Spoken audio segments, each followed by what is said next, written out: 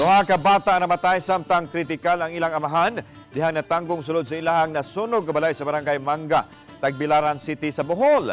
Kagabi si Mark Reggie Abilia sa report.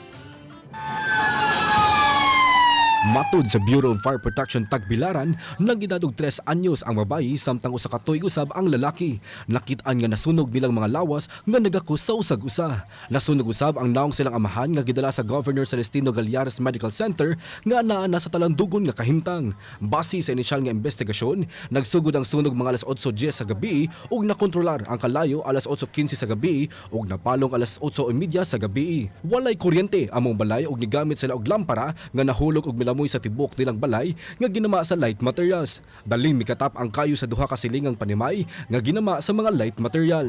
Ang kani siya kandila lampara open flame kung ato ang itawag delikado ginigid siya kay lagi dali ra man kunin siya makadakop labi na sa mga light materials like kortina, kahoy, papel or bisag mga sinina. Dali ra kay ni siya makadakop. So ato ginang bantayan kung mahimo ato ning butangan og cover.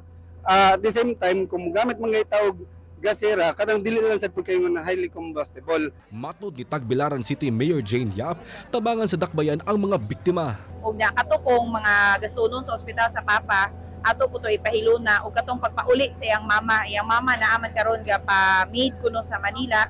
So kita po'y mo piti nga pagpapauli. Ako mga staff nagi-coordinate na karon sa mama og atong gi-process nga makauli siya first thing tomorrow. Dugang ni Mayor Jane Yap nga paspas ang pagresponde sa sunog tungod kay migahinman ang dakbayan og kantidad aron ipalit sa modernong teknolohiya bahin sa serbisyo sa pagluwas. Kauban si Clans Gabutin, Mark Reggie Abilia. Balitang Bisdak.